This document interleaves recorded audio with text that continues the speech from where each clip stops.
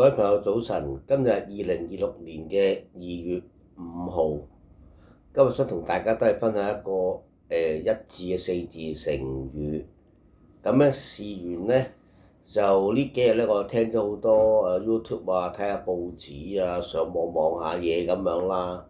咁就呢單嘢都發生應該係上個星期㗎啦，好似我印象中，就係一個好尊貴嘅女士啦，佢就揸車逆線行車，俾人用車 cam 影到嘅擺咗出嚟。咁咧其實呢件事其實好簡單嘅啫，逆線行車咁有咩做啫？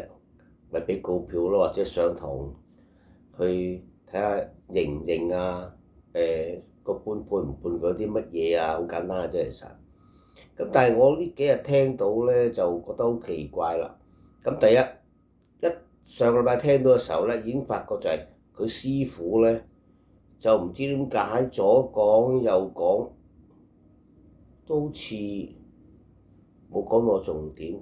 其實佢個徒弟有問題喎。第一樣嘢啦，好似想射開啦嚇，唔想佢有事啦。咁愛徒心切我都明嘅，呢個我理解嘅。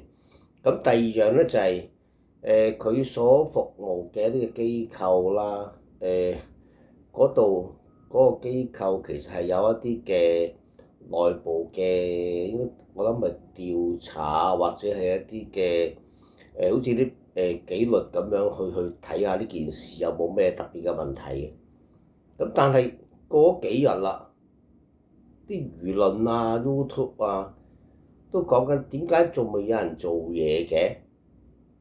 咁佢諗緊啲乜嘢咧？嗰班人喺度，或者嗰個負責嗰個即係嗰啲叫做咩紀律嘅負責人，或者嗰個小組，佢究竟做緊啲乜嘢咧？諗緊啲乜嘢咧？我又唔知啦，好奇怪。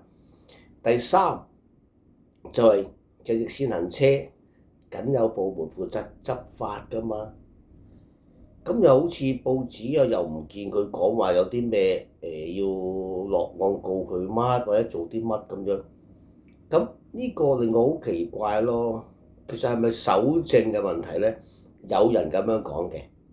咁但係我想講，其實呢個尊貴嘅女士咧，我好欣賞佢一樣嘢嘅。佢俾人捉到之後，我講捉到之後啊，唔會話佢。如果捉唔到唔知點啦，捉到之後，佢好快企出嚟就承認自己嘅錯處喎，亦都向大眾咧係道歉喎。其實我成日覺得，如果一個人佢犯咗事，佢承認佢嘅錯處，其實一件好事嚟㗎噃。我哋教小朋友都係咁㗎啦，做錯嘢要認啊嘛，當然就唔好再犯啦，係咪？做錯事。唔好重複又重複咁樣去犯啦，歷史好多教訓㗎啦，已經歷史一面鏡嚟㗎嘛。人哋有句説話就係以史為鏡，可知興替啊嘛。咁好多歷史嘅嘢，咁如果個女士佢呢次受到教訓，佢知道錯啦，佢認錯啦，佢承認咗喎，我見佢都幾有誠意㗎喎。咁其實我哋都欣賞佢啊嘛。咁點解？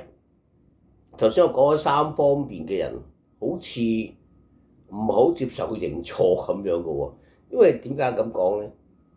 因為佢人出嚟認咗錯，你都唔 take action 嘅，冇行動去做下一步嘅嘢嘅。好簡單嘛，譬如佢師傅應該好支持佢噶嘛，唔係同佢解釋掩飾，跟住其他嗰兩個有啲權力嘅地方。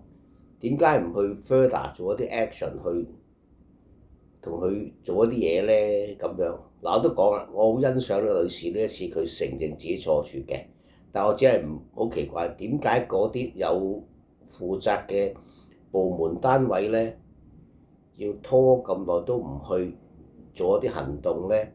所以引發我今日想講呢個成語就叫做一拖再拖，記得啦。我哋做嘢要坐言起行，唔好一拖再拖啊！多謝各位，拜拜。